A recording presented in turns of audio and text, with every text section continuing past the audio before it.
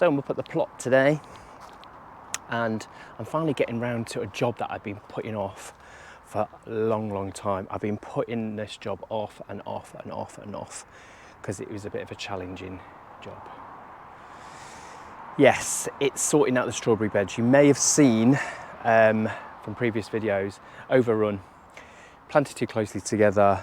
They're growing very lushly, but didn't get a good crop. Runners everywhere.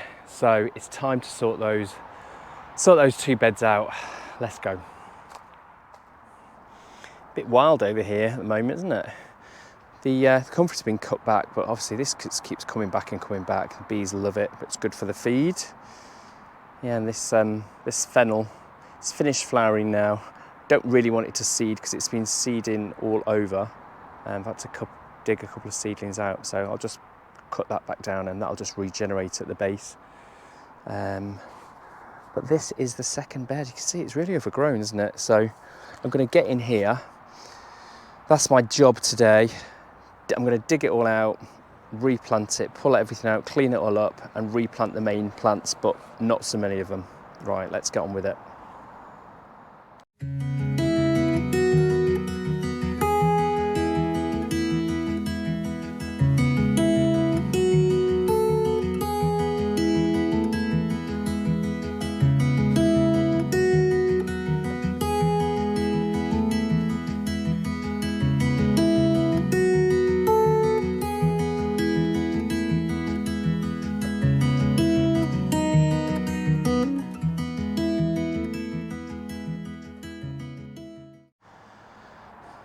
So these are all the plants I've pulled out.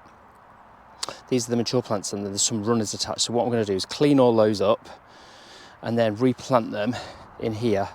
But obviously less of them. I'm just going to be putting them 2 abreast. Probably do 1, 2, 3, 4, probably 8 in there. And that's going to be the maximum. And then I'll give them away or they'll be composted. You'll find on allotments, a lot of people don't want strawberries because they've got them coming out of their ears, but I will see if anyone wants them first before I compost them.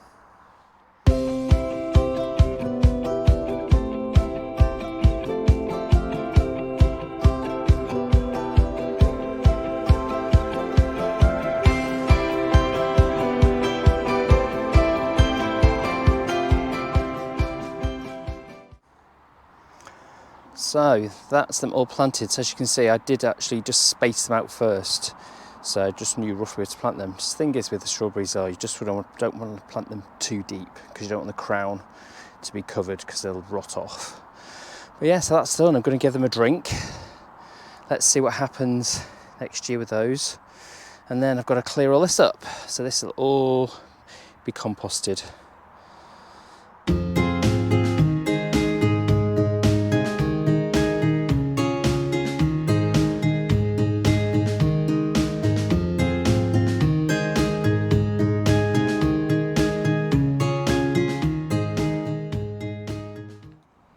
So it is a new day, I'm back up to the plot and I've got the potatoes to get up.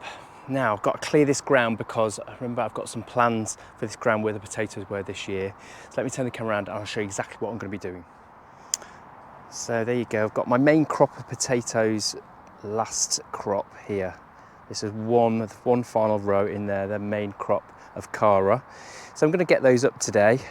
As you can see, I've made a start here. I've put some cardboard down here on the ground that I've weeded, and this is the ground that is going to be prepared for the new metal raised beds, which will be in probably about a week's time. So stay tuned for that project coming up.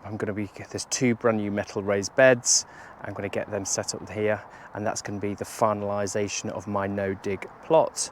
And then what I'll do is tidy up the edges here and get some fresh bark. So I've got some nice new fresh paths. So yeah, that is the plan for that. Let's get on with it.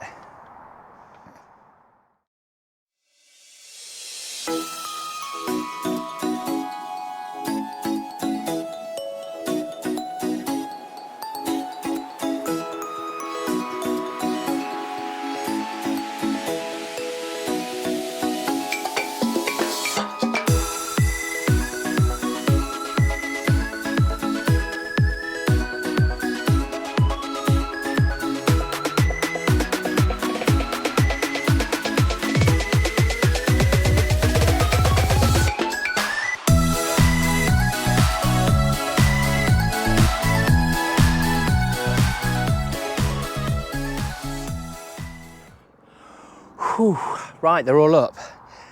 And it's a hot one today. It was very, very heavy work in the hot sun.